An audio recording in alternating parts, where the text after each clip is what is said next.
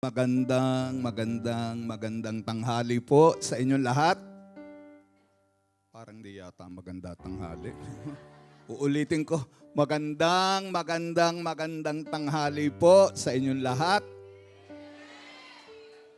Tignan mo yung katabi mo, huwag ako, tignan mo yung katabi mo at sabihin mo, mas maganda ka pa sa tanghali, baby.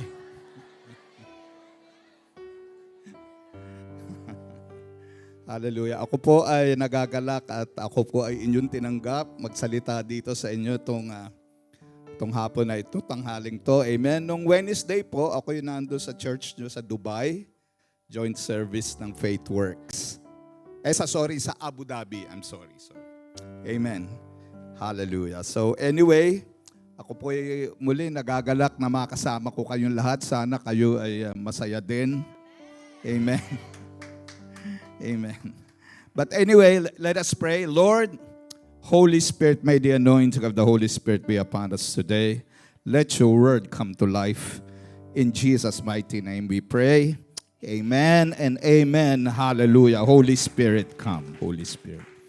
Amen. Si Bishop Ted po ay partner ko sa ministry every year. Meron kaming malalaking conference at siya po ay kinukuha nating speaker. At sa Thursday po, meron kaming pastors gathering doon sa main church namin sa Shangri-La Mall sa Ortigas. Siya rin ang kinuha kong speaker. Amen. So, makapartner po kami ng bishop nyo. Amen. Hallelujah. So, tanghaling to, ang title ng aking sermon ay Impartation. Sabihin nyo po yun, Impartation. Okay, sa Ephesians chapter 4, verse 11 to 12, it says, "It was He who gave some to be apostles." Can you say apostles? Some to be prophets. Can you say prophets? Some to be evangelists. Can you say evangelists? Evangelists. And some to be pastors. Can you say pastors? Pastors. And teachers, to prepare God's people for works of service so that the body of Christ may be built up. Amen. Ito po ang fivefold ministry. The leaders, sila yung mga leaders ng church.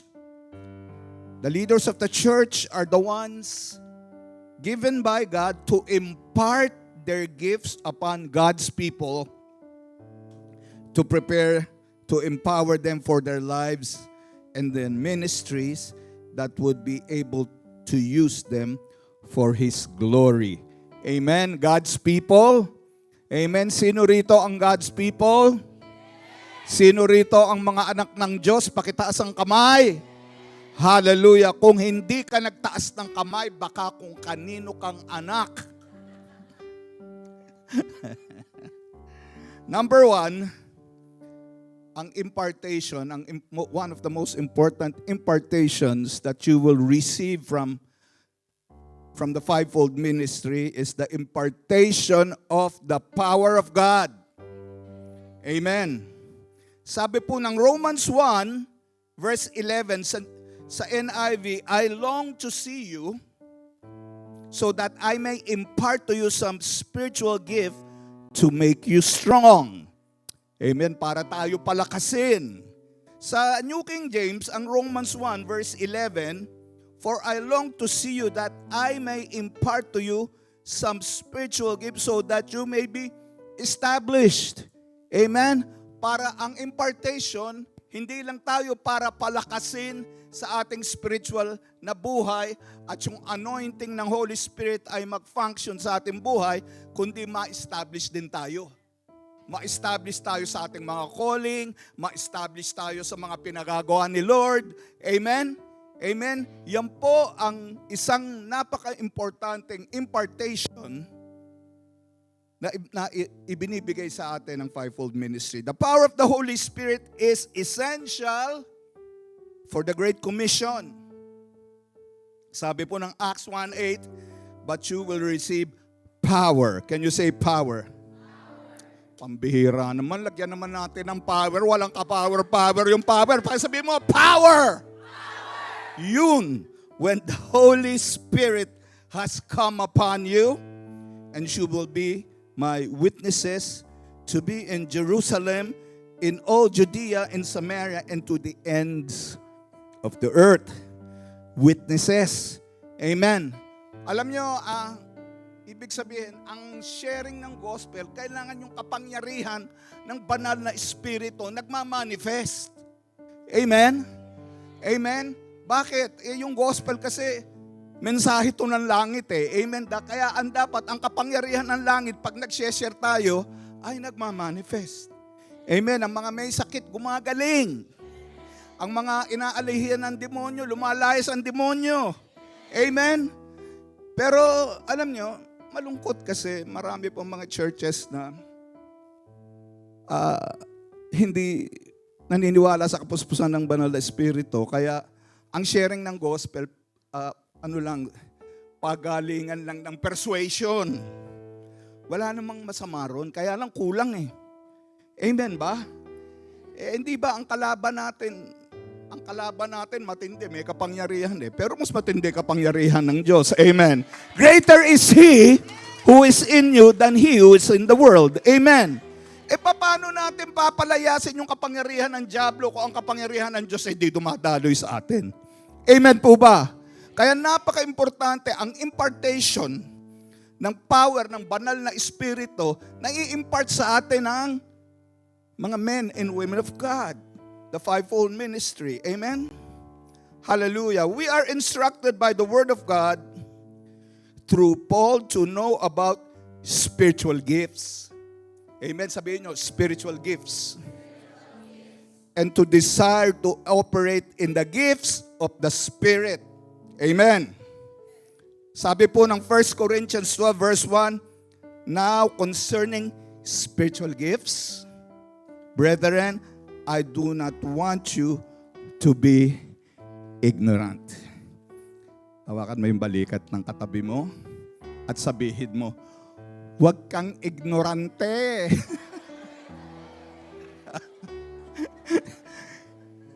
Yun ang sabi ng Bible.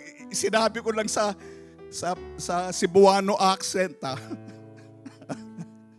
Amen. Sabi po ng 1 Corinthians 14 verse 1, pursue love and desire spiritual gifts. Importante ito eh. But especially that you may prophesy. May diin po sa prophecy. Bakit po? Kasi, ano sabi? My sheep hear my voice. Amen? Amen? And they follow me. Amen. So kung ikaw ay tupa, dapat naririnig mo ang tinig ng Diyos. Amen. Ang malungkot po kasi maraming nakakarinig ng tinig ng Diyos, hindi naman nagfa-follow me. Hindi sumusunod. So hindi yun tupa. Ano yun? Kambing. Hello. Hello. Tignan mo yung katabi mo. Tignan mo yung katabi mo. Tanungin mo, ano ka ba?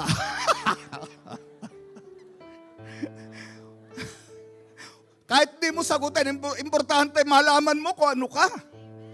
Importanteng narinig natin ang tinig. Kasi to prophesy, you hear the word of God and you release the word of God to encourage others in their faith. Amen? Isa pong magandang application yan sa discipleship. Kunyari, nasa life group kayo, nasa grupo kayo ng discipleship group nyo or life group, kung cell group, kung ano man ang tawag nyo ron. O so, siyempre, merong isa doon, may pinagdadaanan. Siyempre, hanggat nandito tayo sa lupa, may mga problema pa tayo. Amen? Sino rito walang problema, pakitaas ang kamay. Kung nagtaas ka ng kamay, patay ka na. Dadaan sa problema. Ang kagandahan po, for example, kung ikaw yung nag-flow sa gift of prophecy, for example, pinag-pray mo yung balian leeg, sabihin sayad ang tuka, yung mga dating mga sabungero niya, naintindihan niyo ako. Basta talunan, may pinagdadaanan. Di pinag-pray mo ngayon, pinaktaan ka ng vision ni Lord. Sa vision, nakakita ka ng puno, tuyot na yung mga dahon. unti-unting nalalaglag. Kaya lang biglang umulan. Di ba? Pag ulan, tinamaan ng ulan yung puno, nabuhay ulit yung puno at namunga. At sinare mo, alam mo, nakakita ako ng vision para sa iyo eh. Ikaw tong punong to, pero umulan. Kailangan mo yung kapuspusan ng banal na espiritu, yung ulan. At dahil dyan, you will be revived, magkakaroon ka ng buhay, at magmumunga ka. Amen. E di ano nangyari? E di nabuhayan. Amen. Hindi ba napakaganda? Bakit? Ang gift of prophecy po, hindi lang po para pakita sa atin anong mga mangyayari sa mga darating na araw, para to give encouragement. Amen? That's why it's so important. Amen? So one of the impartations that we do in River of God, we train people in the supernatural, in the gifts of the Holy Spirit, in prophecy, and miracles and signs. And just like your church imparts the gift of deliverance. Amen? So these are impartations that the fivefold ministry imparts. Amen? The impartation of the power of God by the Holy Spirit takes place through the laying of hands. Napaka-importante po ng laying of hands. Amen? We must teach and train people about laying of hands. The gifts of the Holy Spirit. Hebrews 6 verse 1 and 2. Therefore, leaving the discussion of the elementary principles of Christ, let us go on to perfection, not laying again the foundation of repentance. Napaka-importante itong mga bagay na ito na i-establish eh. Repentance po, konting ano lang, bakit? Kasi marami nagtuturo ngayon, yung mga hyper grace na one time ka lang magre-repent. Pagka nag-repent ka, lahat na ng kasalanan dito sa mundo, pwede mo nang gawin. Kasi born again ka na. Pagka ganyan, ang turo mo, shoot na shoot ka sa impyerno, baby. Sigurado, born again ka na, patuloy ka pa sa kasalanan. Hindi ba? Ang repentance, this is how grace works. Amen? Ipakikita sa iyo ng Holy Spirit yung mga bagay na kailangan mong baguhin. Di mag-repent ka.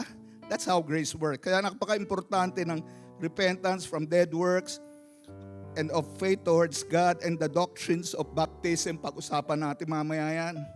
The laying of hands and the resurrection of the dead and eternal judgment. The gifts and the power of the Holy Spirit is imparted through the laying of hands. Napaka-importante po nito. Nagpapalay hands kayo sa mga men and women of God. Yung mga bumibisita rito o sila Bishop Ted, yung mga pastors nyo. I'm sure nilelay hands tayo. Be open. Kasi yung iba natatakot magpalay hands. Akala nila ang nilelay hands lang yung mga may kasalanan. Hindi po. Amen? Ang laying of hands, impartation yan. Kung ano yung meron, yung mga naglelay hands, ini-impart sa atin. Amen?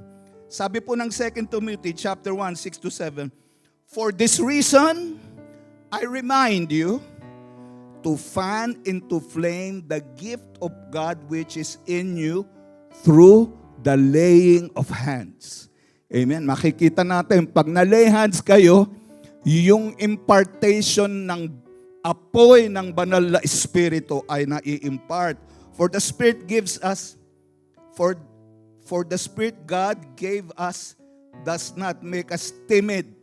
Ibig sabihin, pagka ang impartation ng banal na espiritu ay tinanggap mo, yung mga lalamya-lamya, mga nanghihina, mga depressed, di ba, nalulungkot, naho-homesick.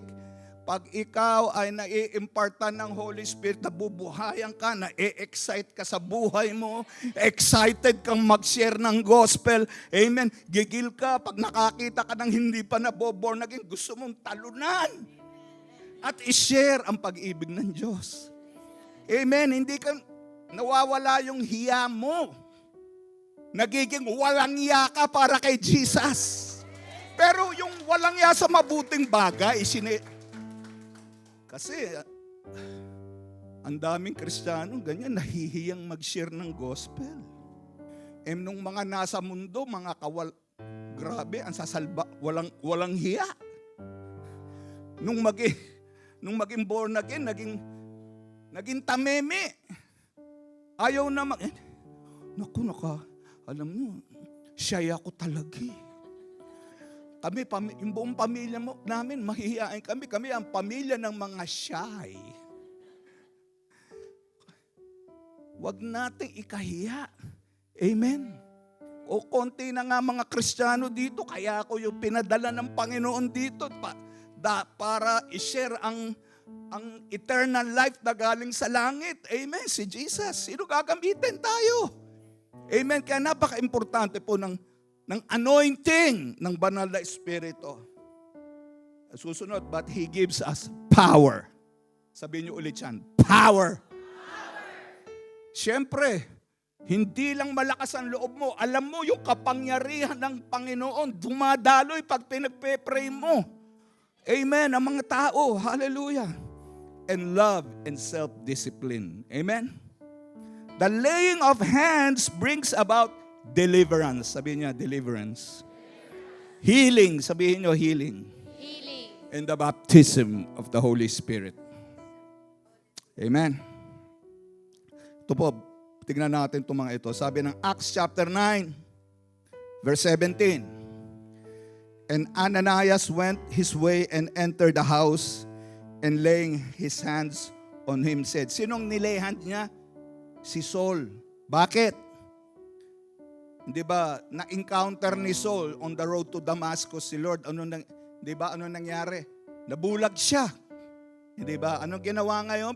Kinausap si Ananias ng Panginoon. Ilay hands mo si Saul.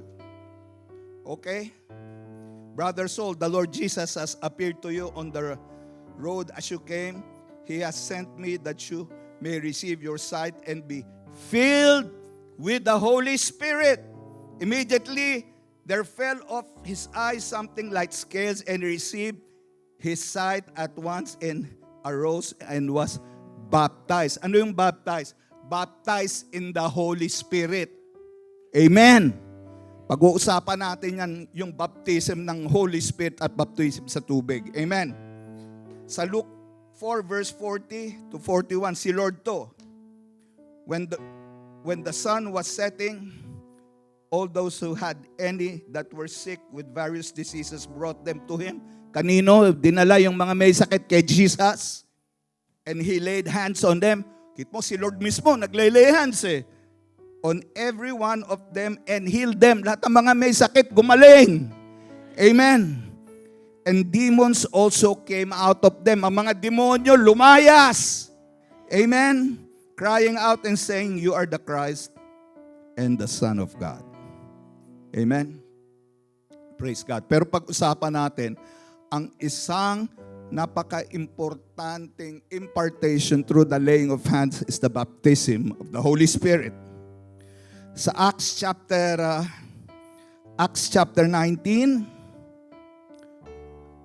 verse 4 to 6, and Jesus said, John indeed baptized with the baptism of repentance, saying to the people that they should believe in Him and who would come after Him, that is on the Christ. So, ibig sabihin, ang baptism in water is a baptism of repentance, declaration ng ating pananampalataya. Amen po ba? Amen.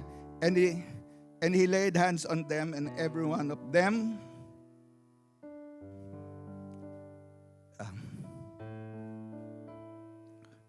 and Paul said, John indeed baptized with the baptism of repentance, saying to the people that they should believe on Him who would come after Him, that is on the Christ Jesus. And when they heard this, they were baptized in the name of the Lord Jesus Christ. And when Paul laid hands on them, the Holy Spirit came upon them, and they spoke with tongues and prophesied. So ang istorya nito, si Paul may naka-encounter na mga believers. Di ba? At ang sabi nila, ang tinanong niya, do you know the Holy Spirit?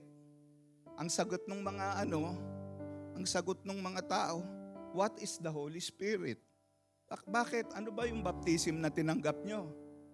Sabi niya, baptism of repentance. So ibig sabihin, yun yung paglubog sa tubig. Amen? Yun declaration na ikaw ay anak na ng Diyos. Amen? So hindi sabi niya, hindi nyo pala kilala ang Holy Spirit. Amen? Sa madalit salita, sabi ni Pablo, mga Baptist pala kayo. Joke yun. Okay. Joke. Ngayon, kasi bakit? Alam nyo, ang daing Kristiyano ngayon, akala nila yung baptism sa tubig at yung baptism sa Holy Spirit pareho. Sa Matthew chapter 3 verse 11, ang sabi po ni John the Baptist, yung Baptist na nagsabi, John the Baptist, ano sabi? I baptize you with water, but one who is coming, who is greater than I am not worthy to even wear his sandals. He will baptize you with the Holy Spirit and fire. So, ang tanong, pareho ba ang baptism in water through repentance at baptism in the Holy Spirit with fire? Pareho? Pareho ba? Pareho ba? Hindi. Amen. Ang malungkot lang kasi yung mga Baptist, hindi ko maintindihan, napakaliwanag naman sa salita ng Diyos. Sa sobrang talino, ayoko nang sabihin. Amen. Malungkot. Amen. Kaya walang power eh. Alam nyo, ito po, pagkasama ko yung mga ibang bishop sa PCEC, tinuro kong yung making disciples ako, yung preaching ko to nung Wednesday doon sa church nyo. Nasa London kami 2 years ago, isang conference, puro mga bishop ng PCEC. Tinuro ko, may dalawang Baptist doon, si Bishop F. Tendero, saka si Bishop Noel Pen. Tinuro ko, at kung paano ko sinabi sa inyo yan, ganyan din. Siyempre, biro-biroon lang namin yun. Pero siyempre, kaya malakas ang loob ko, yung pinagawa namin Pentecostal Conference. Kaya pwede kong biruin yung mga Baptist doon. Amen. Pero malungkot. Kasi walang power eh. Bakit? Sa kanila pareho lang eh. Paano naging pareho? Ang liwanag naman paliwanag ni John the Baptist. Baptist na ngayon nagpaliwanag eh. Amen? Kaya napaka-importante. Of course, importante yung baptism in water, declaration ng faith. Pero napaka-importante ang baptism ng Holy Spirit. Pag hindi ka na-baptize ng Holy Spirit, hindi magmamanifest ang kapangyarihan ng banal na Espiritu. Amen? Amen ba? Amen. This is so important. Hallelujah. Kaya kita mo sa Acts 19, verse 4 to 6. And Paul said, John indeed baptized with the baptism of repentance, saying to the people that they should believe in him who would come after him. This is on Christ Jesus. And when they heard this, they were baptized in the name of the Lord Jesus. And when Paul had laid hands on them, the Holy Spirit came upon them. They spoke with tongues and prophesied. Amen. Sino rito ang mga nagtatangs na? Pakitaas ang kamay kung mga nagtatangs na. Taas nyo. Pag hindi pa kayo nagtatangs, mamaya pumunta kayo dito, lay hands ko kayo. Importante ang gift of tongues, kala nyo. Ito ang isang pinaka-importanting gift. Amen? Amen. Bakit? Kasi the Holy Spirit in you, it's a prayer language. Kasi yung iba, ang turo kasi, hindi kailangan may interpretation. Pag may interpretation, yung gift of tongues, nagiging prophecy. Pero pag walang interpretation, prayer language. O ngayon, bakit importante? First of all, it opens the rest of the gifts of the Holy Spirit to you. Secondly, the Holy Spirit in you lifts up your spirit and lifts your spirit up to the very throne of God. Ano sabi ni Paul? You speak mysteries unto God. Bakit mystery? Bakit hindi ko maintindihan? Alam nyo kung bakit? Kasi logical tayo masyado. Yung ating logic, kung naiintindihan natin, kunyari, Panginoon, etong anak ko na ito, kunyari ganyan, in tongues, ano? Lalaki ang ministry nito, lalawak, marami, ang liit-liit pa ng ministry. Lord, tama. Di kung naiintindihan, huy, ang yayari ba yun? Para namang imposible. Di nahadlangan na ng iyong maliit na pananampalataya yung panalangin. Kaya yung praying in tongues, nilalampasan yung logic natin. Amen. Diretso na. Shoot ka agad sa langit kay Lord. Hallelujah. Can you imagine if you prayed in tongues, pray in tongues, a minimum of 1 hour a day? Oh my goodness. What will happen? The Lord in you, the Holy Spirit in you, prays in you, through you, and for you. Kung hindi ka ba makarating sa destiny mo, ewan ko lang. Amen ba? Amen. And you will enjoy your prayer life. Mai-enjoy mo at makakapag-pray ka ng matagal. Kita mo, ano sabi ni Paul? Sa lahat sa inyo, ako pinakamahaba at mag-pray ng tongues. Bakit? Kita niyo yung buhay ni Pablo.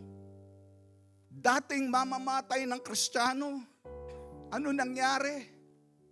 Napuspos ng banal na espiritu, binago ng Panginoon. Amen. Siya ang pinaka-powerful na apostle, mas powerful sa rest of the 12. Most of the Bible, siya sumulat. Siya nag-evangelize ng most of the Gentile world. Amen. Bakit? Kasi anointed by the power of the Holy Spirit. Bakit niya sinasabing, sina-challenge siya mag-pray in tongues? Kasi pag nagpe-pray in tongues ka, nakadepende ka sa Panginoon. At pinadali na yung prayer life natin. Ang malungkot lang po, ang daming merong gift of tongues, nagtatangs lang pag madilim kasi may momo. Pag madilim lang nagtatangs dahil takot sa momo. Wala namang masama, pwede mo namang gamitin as spiritual warfare. Pero kung para doon lang yung tongues, ang lawak-lawak ng purpose ng tongues. Amen. Konektado ka sa langit, baby! Hallelujah! Amen. Desire the gift of tongues. Amen. Nangawit na yung isa. May anointing kasi Alam nyo, pagka may mga nagpa-prophesy sa Old Testament, di ba may minstrel? Amen. Dumadalo yung Holy Spirit. Amen. Hallelujah. Hallelujah. The laying of hands empowers people as they are commissioned for ministry. Amen. In Acts 13 verse 3, then having fasted and prayed, laid hands on them and they sent them away. Ito po, nung pong nilayhan si Pablo ng mga apostles, pagkalayhan sa kanila, sinend off sila. Amen? Amen? Kaya po ako nandito, bagong-bago lang po nakapag-establish kami ng isang church ngayon dito sa Dubai. Bago sila umalis, nilayhans namin, sinend off namin. And I'm sure, dito nung sinumulan yung inyong church, ganyan din. Amen?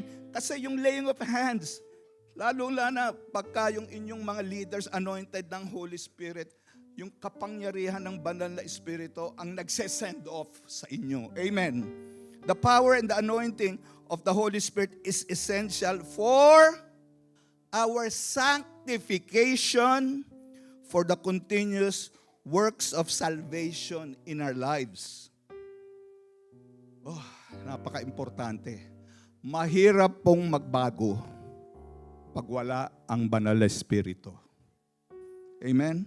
Sabi dito, 2 Thessalonians, but we bound to give thanks to God always to you, brethren, beloved by the Lord, because God from the beginning chose you for salvation through, can you say, sanctification? by the Spirit. By the Spirit. Okay? And believe in the truth. So, ang isang role ng Holy Spirit, tuturungan tayong mabago. Ako po, konting testimony po. Ako po ay na-born again 1981. Salbahe po ako nung araw, walang niya ako. Ang buhay ko, from 1971 hanggang 1988, ang buhay ko nung araw, sex, drugs, and rock and roll, baby. Yan po ang buhay ko nung araw, ang buho ko nung araw hanggang puwet. Nung nakatira po ako sa Amerika, ang bisyo ko po, $300 a day cocaine. Salbahe po ako nung araw. Talagang, ayan, ganyan tingin, yan. Pag nakatingin ka, hahatawin kita ng 45 sa mukha. Bawal tumingin, pare. Ganun akong, anak po kasi ako ng politiko eh. Okay, ang tatay ko dating Secretary of Labor ni Cory, Congressman. Anyway, ganyan ang, kaya nung ako po maborn again nung 1981 hanggang 1988, na-born again lang ako. Kaya lang, hindi naman ako na-baptize ng Holy Spirit eh. Kaya lang, nung 1988, na-baptize ako ng Holy Spirit, doon lang ako nagsimulang magbago talaga. Amen. Kung wala ang Holy Spirit, mahirap magbago. Amen ba? Amen ba? Hawakan mo yung balikat ng katabi mo. Hawakan mo at sabihin mo, magbago ka na, baby! Kaya, alam mo, ang daming Kristiyano, ang tagal-tagal ng born again dahil hindi kilala ang banal na Espiritu. Wala tuloy naniniwala. Puro salita, hindi naman nababago. Amen ba? Amen. Kaya napaka-importante mabago tayo yung witnessing. Patotoo. Hindi ba? Para maniwala.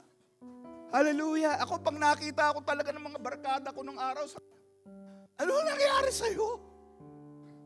Hindi ka lang pastor, naging bishop ka. Paano nangyari? Walang niya ka.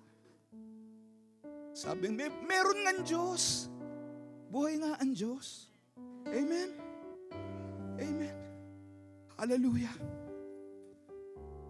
Ang sarap po ng magkaroon ng relasyon sa banal na Espiritu. Amen. Ang mga bagay na imposible, nagiging posible. Amen. Walang imposible pagka ang buhay mo nakalagak sa Holy Spirit. Amen ba? Pero may warning, make sure that the people that are imparting their gifts to you have clean lives because they can impart negative things to you. Sabi po ng 1 Timothy 5:22, do not be hasty in laying on hands and do not share in the sins of others. Keep yourself pure or vice versa. Okay? Pag-ingatan natin. Amen? Na make sure pag doon sa nagpapalay hands kayo, amen, yung mga buhay ng mga naglelay hands sa inyo, amen, maayos. Parang ini-impart, yung pure heart, yung pure anointing ng Panginoon. Amen? Amen? At ganun din. Hallelujah. Kasi napaka-importante po, lalong-lalo na sa ating panahon ngayon, na ang preaching, hindi lang kasi sa dami po ng, lalong-lalo na, alam niyo naman ang lifestyle niyo dito sa Dubai, ang mga buhay ng mga Pilipino dito, maraming mga, alam niyo ng mga, ayokong sabihin pero, maraming kaguluhan eh. Amen? Kailangan ng kapangyarihan ng Panginoon. Amen? Amen. At lalong-lalo yung mga maraming pinagdadaanan. Kaya sabi ng 1 Corinthians 2:4, my message and my preaching were not with wise and persuasive words. Amen? Kulang. Kung galing mo lang sa preaching, kulang eh. But with the demonstration of the Spirit's power, so that your faith might not rest on human wisdom, but on God's power. Amen? Amen. For example, merong may sakit, Nakukuha mo ba yan sa galing ng preaching? Hindi, di syempre yung anointing mo sa healing kailangan dyan. Para sa atin lahat to, wala pang pinipili. Hindi mo kailangan maging fivefold ministry para dumalo yung kapangyarihan ng Diyos. Amen. Importante lang, puspos ka, prayerful ka, worshipful ka. Hello! You spend time with God. Amen. Kasi gusto mong dumalaw yung kapangyarihan ng Panginoon. Hindi ka naman nagpe-pray. Hindi ka nagwa-worship. Hindi ka nagbabasa ng Bible. Hindi mo ina-apply yung Bible. Kahit anong ire ang gawin mo, walang lalabas na anointing. Hello? Ang anointing hinihigop sa langit yan. Amen. Yung prayer time mo, napaka-importante. Ma-inlove ka kay Jesus. Pagka ganyan, amen, yung preaching mo, sinasamahan ka ng banal na espiritu. Amen. Amen. Sasamahan ka ng banal na espiritu. Kaya, pag may mga si Bishop Ted, kaya gusto ko isama sa conference yun eh. Pagka nagsalita lang sa saan ka naman nakakita ng ganun? Hindi pa nagsasalita pa lang, lumalayas na mga demonyo. May anointing bishop nyo sa deliverance eh. Amen. Amen. Ako talagang ina-apply ko itong laying hands. Ilang taon, 90s ko pa ito ginagawa. Nagtataka sila, bakit ganun? Pagka pinapatungan nyo ng kamay, nagtutumbahan. Hindi nyo naman tinutulak. Yan yung anointing ng Holy Spirit. Hindi yan basta nangyayari. Yung demonstration ng power, dahil yung mga naglele hands o yung mga nagpipreach, puspos ng banal na espiritu eh. Amen. Amen ba? Alam nyo, gusto mong dumalo yung anointing ng Panginoon sa buhay mo. Mag-pray ka. Mag-worship ka. Mag-spend time ka kay Lord. At yan, first of all, hindi mo yan ginagawa dahil gusto mo ng anointing. Ina-apply mo yung Matthew 22 verse 37, love the Lord your God with all your heart, with all your strength. This is the first and greatest commandment. But when ginagawa kasi, in love ka kay Jesus. Sabi ko kasi, in love ba kayo kay Jesus? Pambira, kailangan pagalitan po kayo para mag-amen kayo. Kasi first and greatest commandment yan. Kasi alam ni Lord, pag na-in-love tayo sa Kanya, ang benefit na sa atin din seek ye first the kingdom of God. Love the Lord your God. This is the first and greatest commandment. Siya, gawin natin priority. Amen. Seek ye first the kingdom of God and His righteousness. Ano yung righteousness? I-apply mo yung Bible. Isabuhay mo. At pagkaganyan, all things. Sabi ko, all things will be added unto you. Lahat ng iyong pangangailangan para isabubuhay dito sa mundo, para makapaglingkod ka ng may kagalakan sa Panginoon, di ka pagkukulangin. Amen. Siksik, liglig, umaapaw. Pow! Pow! Pow, baby! Aapaw ka para yung pag-apaw mo na ibibigay mo sa iba, wag mong sasarilinin. Amen. Yung pag-apaw mo nagiging kasapatan ng mga pinagkukulang. Amen. Sineshare mo yung blessing. Amen. Hindi mo sinasarili. Amen ba? Amen. So I'm just saying, kung gusto nyo na dumaloy ang kapangyarihan ng Diyos sa ating buhay, you need to fall in love with God. Amen? Number 2, the impartation of the Word of God. Ephesians 4:29, let no corrupt word proceed from your mouth, but it is good for necessary edification. The Word of God is for edification, to build up, that it may impart grace. Ano yung impart grace? Ma-impart natin yung favor ng Panginoon. Kasi yung Word of God, it brings the favor of God. Amen. Amen? To the hearers. Impartation by the hearing of the Word of God. Romans 10:17. So what faith comes by hearing, and hearing by the Word of God. Napaka-importante na i-impart, may impartation eh. Amen. For example, itong nangyayari sa atin, hinihigop nyo yung mga sinasabi ng through the anointing of the Holy Spirit by the Word of God. I'm imparting to you, amen, what the Word of God says. Amen. Amen. It brings grace.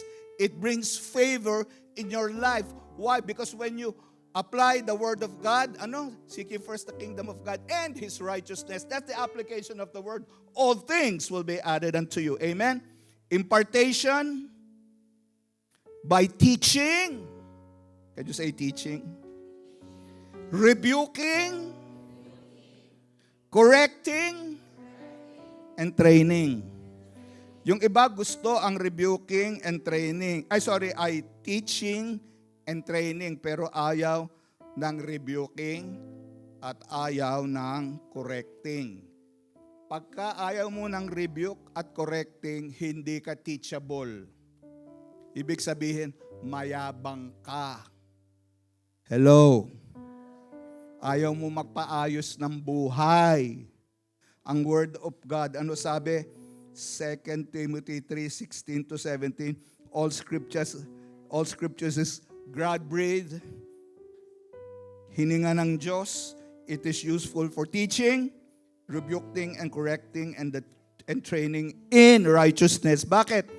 Kasi pag ikaw ay nagpaparebuke, ibig sabihin teachable ka. Ikaw nagpapakorek, amen? Gusto mong umayos ang buhay, may kababaan ka ng loob. Wala bang mababa ang loob dito? Sabi ko, may kababaan ka ng loob. Yun! Marai pala. Ayaw pang aminin. Kasi kung may kababaan ka ng loob, ang ganda. Di ba? Itataas ka ni Lord. Ang mayabang, ibababa. Kung ayaw mo magpakorek, ayaw mo magpa-rebuke, paano ka itataas ng Panginoon? Amen? Lahat tayo, walang makakalampas. Lahat tayo, walang makakalampas sa ganito. Amen ba? Hallelujah. So that the man of God, so that the man of God may be thoroughly equipped for every good work. If you're a man and a woman of God, you must be open to correction, amen, and rebuke para ma-equip ka. Dahil lahat tayo, part yan ng ating Christian maturity. Amen. Ang goal kasi ng discipleship is Christian maturity, Christ-likeness. Amen. Hindi para kasi yung modern day discipleship, ang goal ng discipleship para maging mega church. Wala namang ganun nakalagay sa Bible.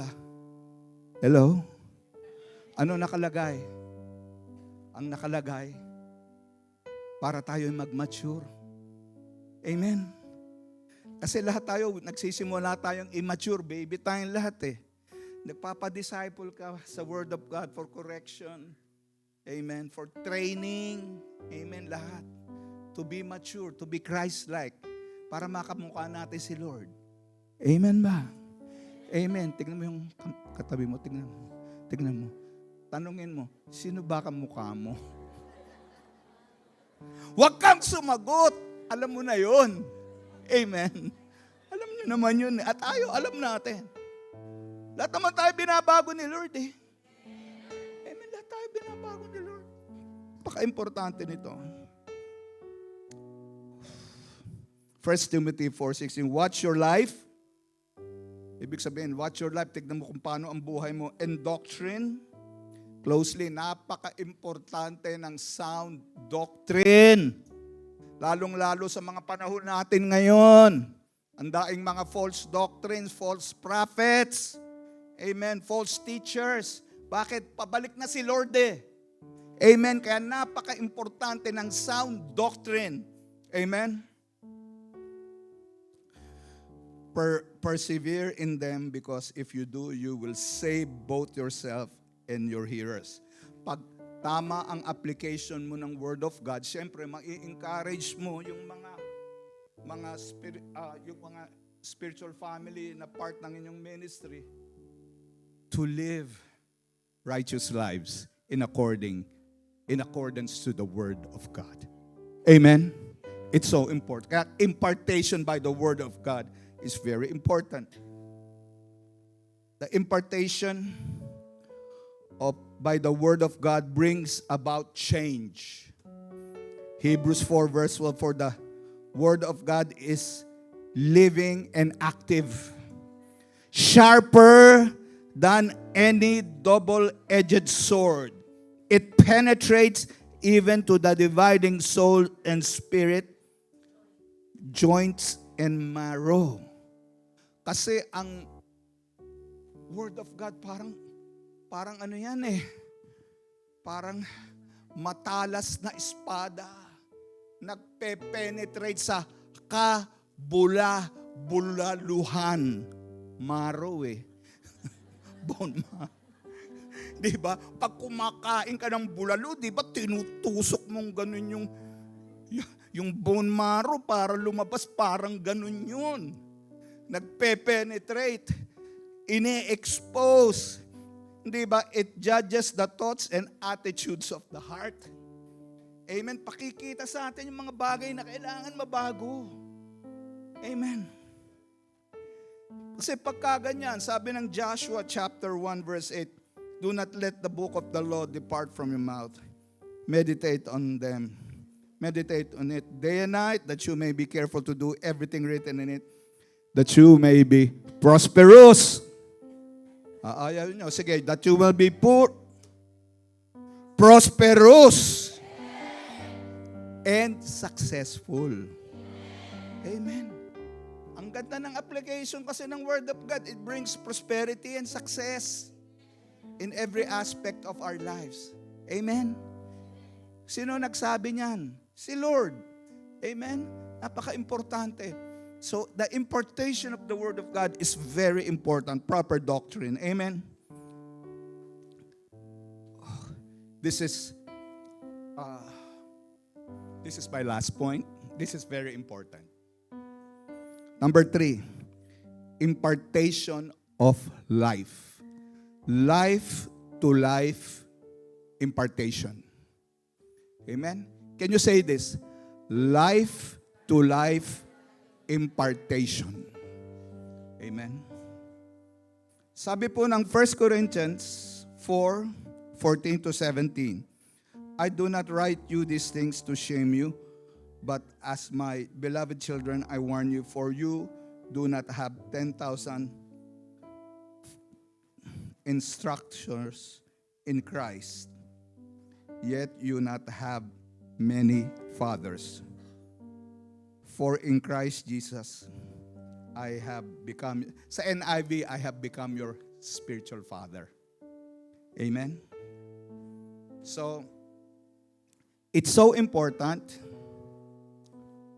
ng life to life impartation. Ano to?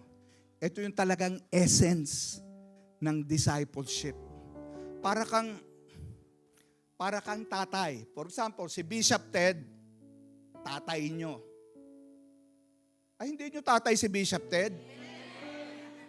Susumbong ko kayo. So, tatay nyo si Bishop Ted. Si Bishop Ted, anong ginagawa niya? Ini-impart niya sa inyo yung lifestyle niya.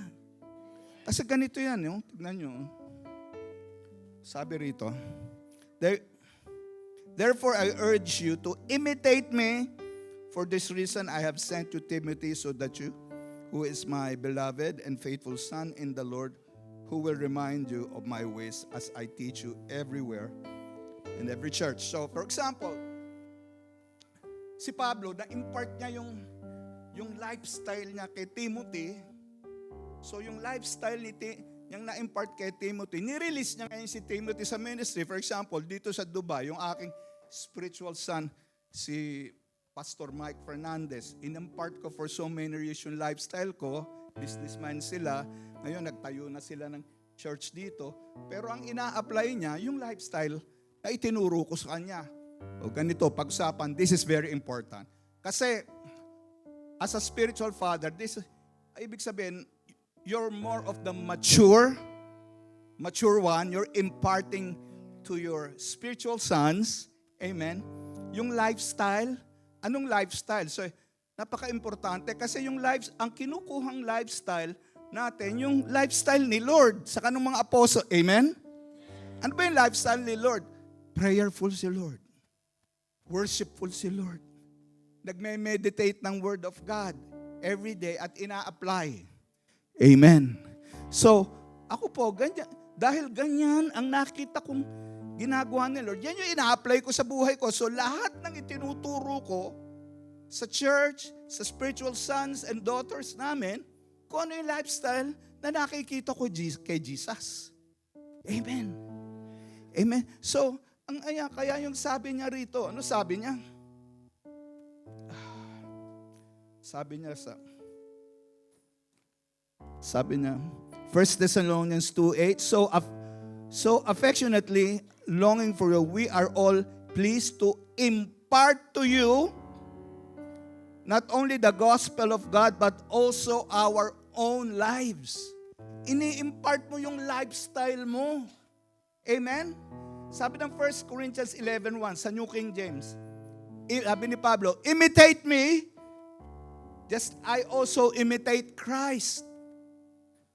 Sa NIV, sabi niya, follow my example as I follow the example of Christ. So ito yung totoong essence ng discipleship eh.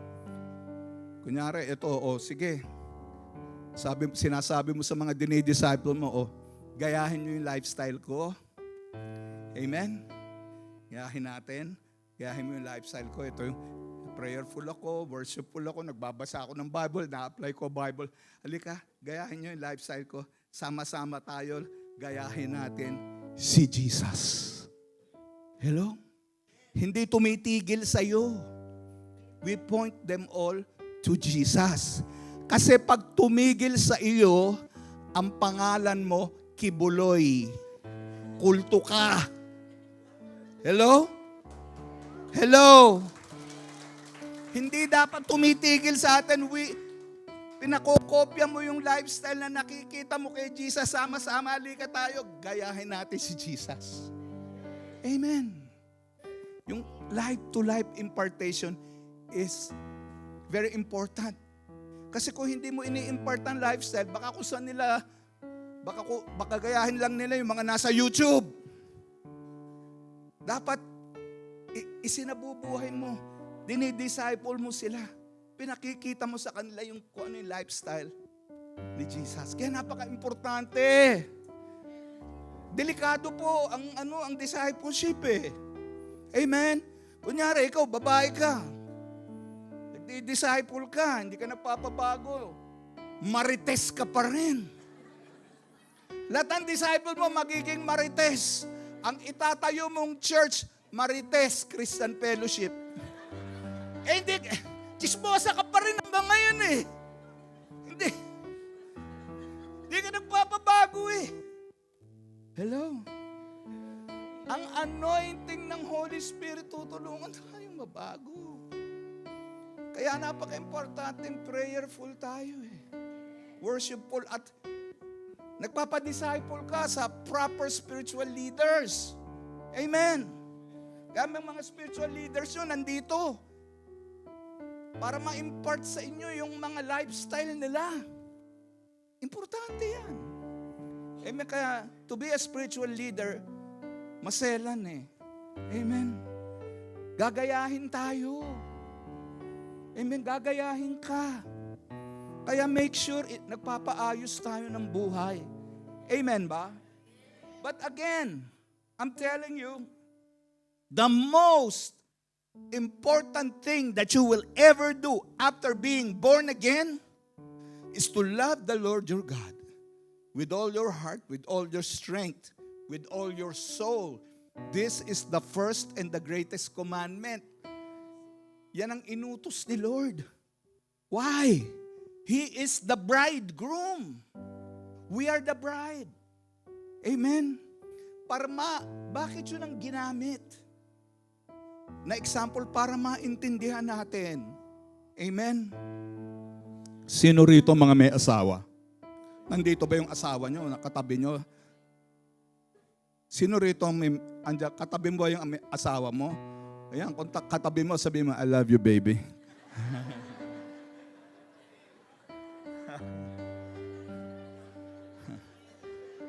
Oh, bakit? Alam nyo, maraming may mag-asawa, hindi na nagsasabi ng ganyan. Di ba? Seasonal na lang. Seasonal.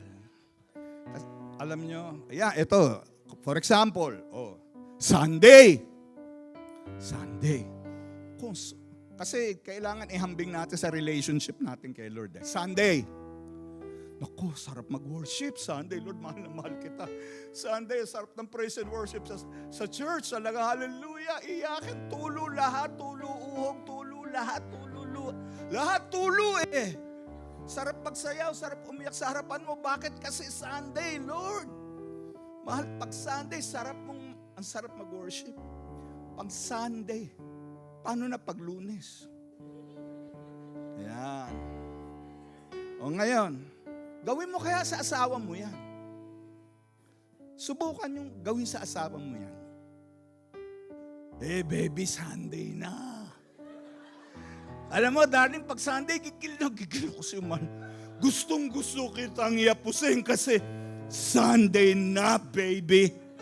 Pag Sunday, mahal na mahal kita. Itong pagmamahal ko, itong pagmamahal na ito, pang Sunday lang to. Namnamin mo na. Gigil ako sa'yo pag Sunday, pang Sunday lang to eh. Okay? Paano na pag Monday? Naku, ayan, lumalapit na asawa mo sa'yo. Huwag kang lalapit, Lunes pa lang! Antayin mo linggo. Ano mangyayari sa inyo? You think your relationship with work pang Sunday lang? Kung mga asawa nyo nga, nasa Philippines kung tatarin nyo ng I love you every day. Di ba? Kaya nga yung intimacy with God, every day yan, di lang yung yung Sunday, family time kay Lord to eh. Pero yung Monday, yun yung intimate time with the bridegroom. Amen. That's why, ano sabi? To be filled with the Spirit daily. Hindi weekly. Amen. Daily. Ibig sabihin, you spend time with God every day. Ngayon, ang sasabihin, kay Bishop talaga. Grabe naman ang trabaho ko. 16 hours a day ang... Alam niyo, wala namang masamang kumita ng pera. Pero kung ang buhay mo, puro kitaan lang ng pera, paano na ang buhay mo kay Lord? Wala. Hindi ba, first of all, kaya kayo nandito, mahal na mahal ka ni Lord. Binigyan kayo ng magagandang trabaho para makapaglingkod kayo ng may kagalakan sa Kanya. Kaya lang, ang nangyari, ipinagpalit mo yung blessing sa nagbigay ng blessing. Hello. Hello. Alam nyo, kaya maraming Kristiyano hindi Christ-like eh. Kasi, di ba may kasabihan? O yung mag-asawa, parang magkamukha na kayo. Di ba sa tagal? Parang nagiging, ganyan din kay Lord eh. Pag ikaw, lagi mong kasama si Lord, nababago ka, nagiging kamukha mo si Lord. Kung puro pera, mukha kang, kayo nagsabi, hindi ako Hello, wala. Hindi po masama ang pera. Diba? Money is not evil. Ano sabi ni Pablo? But the love of money. Amen. Amen. Unahin natin si Lord, i-priority natin. Hindi naman kayo pababayaan, maniwala kayo sa akin. Hindi kayo pababayaan ni Lord. Amen. Amen. Yan po ang testimony namin. Yung kita niyo yung magandang babae na yun, ayun yung asawa ko yun, ayun, Pastora Rachel. Kami po, tinalikuran namin ang buhay namin sa Amerika. Naglingkod kami, nagtiwala kami sa Panginoon sa Pilipinas. Pinagpala kami ni Lord sa Pilipinas. Kasi yun ang tawag sa amin eh. Amen. Ang Diyos ng Pilipinas, Diyos ng Dubai, Diyos ng Amerika, iisa lang. Amen. Kaya ang importante, ma-inlove tayo sa Kanya. Unahin natin siya. Unahin. Amen. Lahat tayo tinawag ng Panginoon para maglingkod sa Kanya ng may kapangyarihan. Amen. Hallelujah. Gagamitin ka ng Panginoon sa mga katrabaho mo. Amen. Sa mga kakilala mo, gagamitin ka.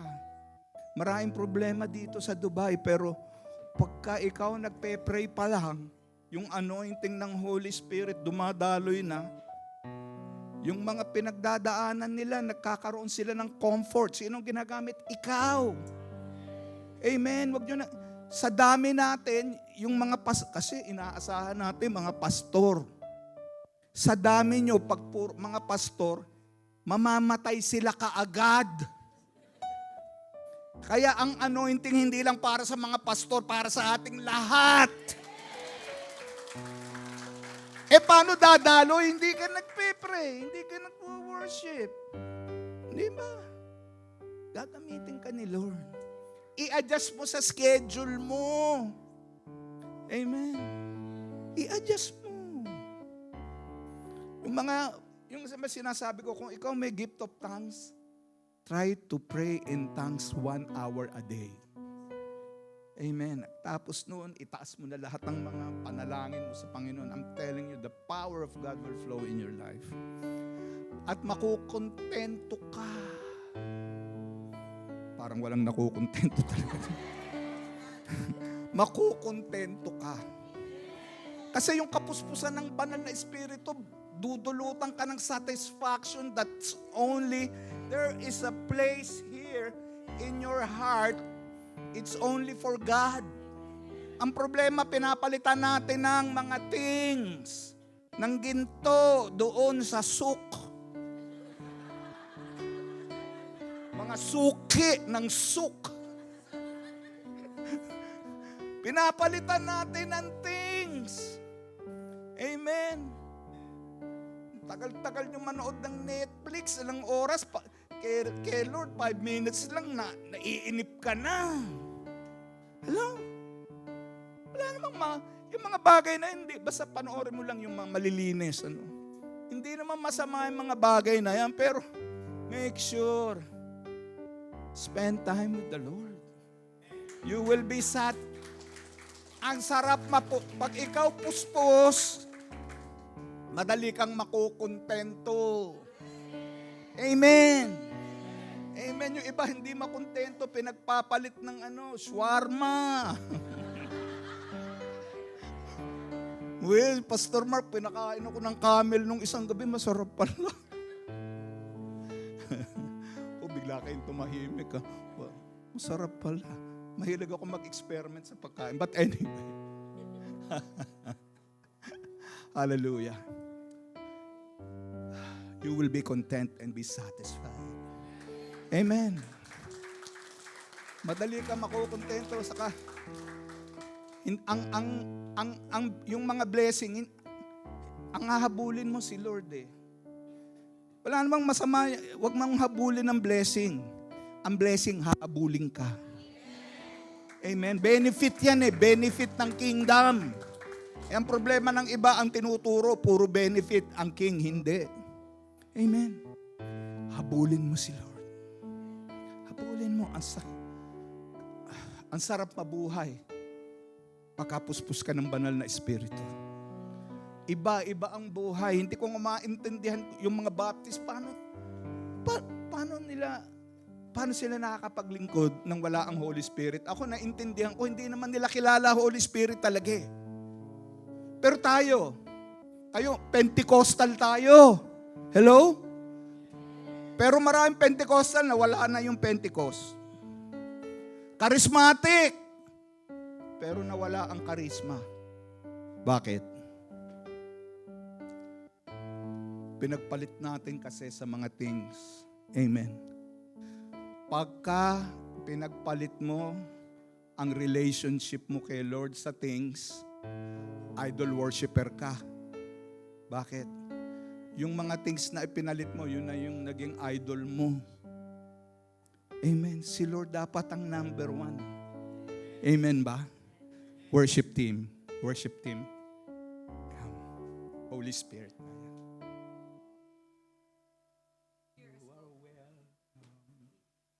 Hallelujah.